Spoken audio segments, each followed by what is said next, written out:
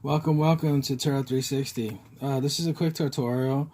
If you like what you see, please subscribe, and if you would like, give me a thumbs up or a comment. Thumbs down if you don't. I accept all criticism. Okay, this is for somebody who asked me for some quick tips and hinters on the tarot cards. Okay, so usually you're going to want to take your deck, and this is what I do. You shuffle them, and then once you get them all nice and shuffled, then what you're going to want to do is lay them in three piles. So you want to ask the question, and then always refer back to the question. So for an example, is my girlfriend cheating on me? Okay, and then you shuffle until you feel good. You take the deck, and here's the first, and you flip it over. So, the Ace of Swords.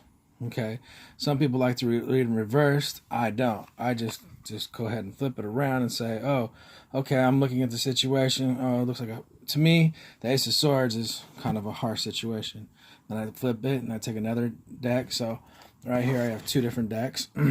Okay, the same deck but split in half. Then this is the balance of the situation. Then I move it, and then I take this right here. No, it's in the Tower. So the relationship is my girlfriend cheating on me.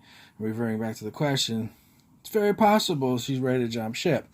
So I'm going to go ahead and take this deck and put it on the bottom, put this deck on top, and then this one back on top again.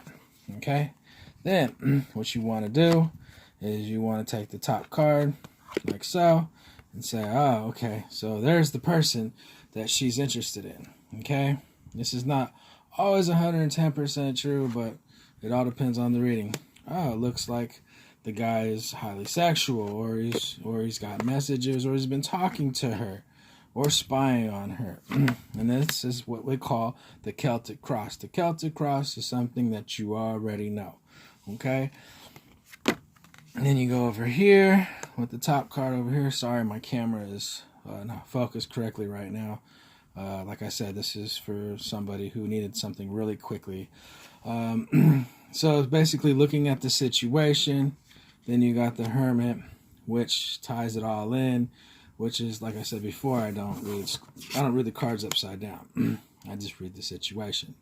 So basically how I'd read this is, and this is all things I already know, is that this person is interested in understanding the information, which is the page, and it looks like struggles with the situation and is looking for some type of justice or some type of understanding of what's going on. This is a person who's looking at the whole entire situation and probably is getting ready to, get ready to leave. And that's how I would read this. And it looks like Spirit's going to see them their way out. Or your higher self, your divine self, or, whatever. I mean, you can read this however, but we want to stick with the question. So we're going to go ahead, we're going to move these cards to the side right here. Now we're going to go to the things that you don't know. So, and this is how I usually do this. So, we're looking at the situation. Okay, is my girlfriend cheating on me? Reverting back to the question again. So sometimes this comes up as the no card. This right here looks like lots of secrets, lots of hidden secrets, right? But it also looks like they've been texting back and forth. It looks like there's messages of, finances or a negotiation of some sort, how this is going to be done. So I'm going to go ahead and I'm going to move this pile over here, and I'm going to keep building. So I'm going to come back down over here where this card's at, right? And I'm going to add this card, okay? So I can build on my story. So from here it goes, okay, the Temperance. Well, it looks like there's the right mixture of ingredients for this situation to find out what's really going on. Then you got these two cards you put together, and it shows that it's looking at the situation, but it looks like there's somebody who will come out of the woodworks and actually tell you something about what's going on. And then this one right here is the card of doubt. Doubt that this person is lying. So usually what that means is that you're a person who is in denial. So don't get caught up in those type of things where when you say, well, are you cheating on me? And she's like, no. Confront the situation, and whatever happens, happens. Because sometimes you may not ever know. Oh, let's go keep building the story. It looks like it turns out in a good favor, or this person wants a family. So we're going to go back down here again, and we're going to go back to the very bottom. Once again, I'm sorry once again for this. So we're going to go ahead and start a whole new line. So the person that we're looking at wants to be able to have the strength. So that's literally saying to you, hey, look, you need to have that strength, man, and not collapse or fall under. And then this one right here is like, hey, she could be pregnant, or which is represented as the pregnant card, or this person looks at herself as, I'm all this and I'm all that, kind of like a prima donna, right? And that she needs all these things. And it looks like it's possible that there could be some heartbreak going on. And this card right here, this looks like trying to hold on to the love.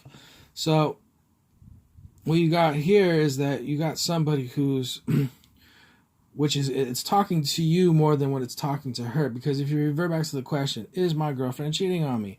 Well, yes and no, because we're getting more of the story, and it looks like you're the one that's causing the issue.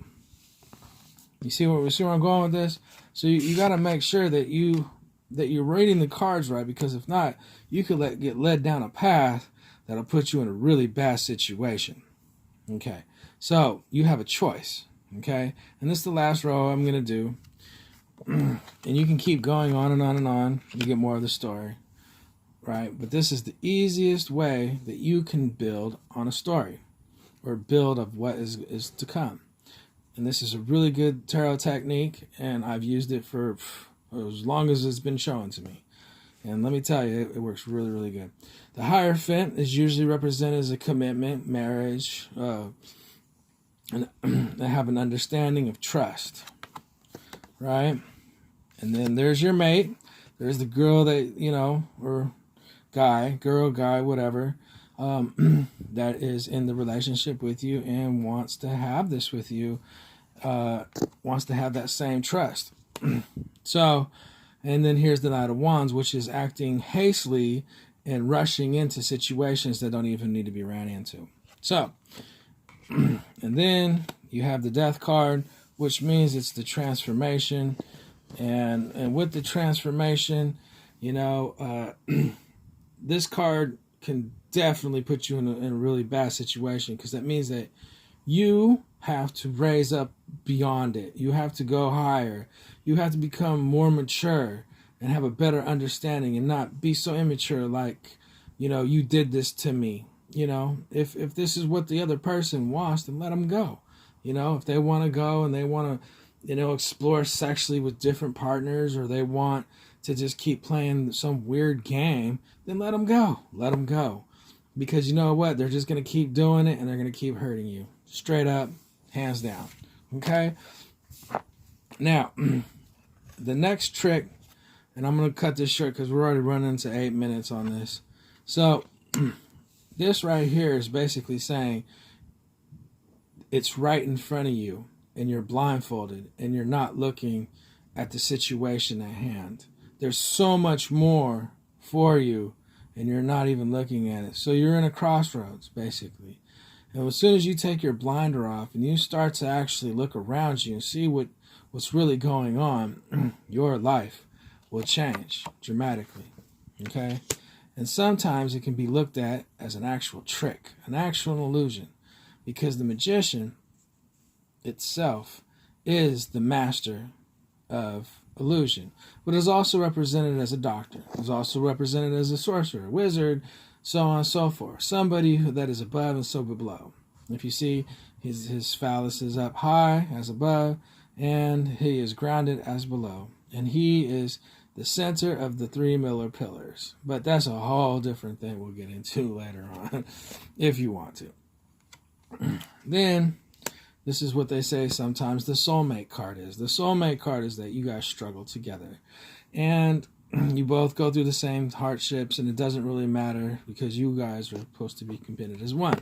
If you guys cannot be committed as one, then this is what happens. Then you become, into celebrating and doing things on your own and become an alcoholic, but that goes into all different kinds of other things. So, I can keep going on and on, and this card right here, Knight of Pentacles, represents the knight who is trying to make a better understanding or getting ready to move forward on something. But it's not very tactful and it's not very sharp, but it's moved forward on the couple. So there is a relationship and there is something that's going on. Okay, so thank you very much. I hope this has helped.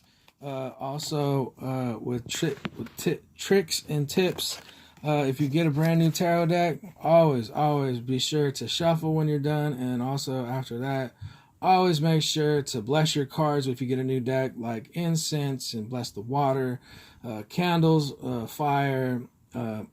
Let's see what else. You can what am I missing? The 4 elements: earth, air, fire, and water. And then you can bless it with your own energy, meaning like you can take some of your own blood and wipe it upon it. Sea salt, ground it. Use the wave energy. So, there's different kinds of things, but you truly want to bless your cards. If you get brand new cards, always make sure to bless them some type of way because they'll be connected to you. And, try not to let other people handle your cards because that is an extension of you, and people's energy can always be really weird. All right, so if you liked what was going on and if you liked what you saw, once again, please push the like button and subscribe. It would help me out a lot and help me greatly. All right, until then, thank you very much, and blessed be.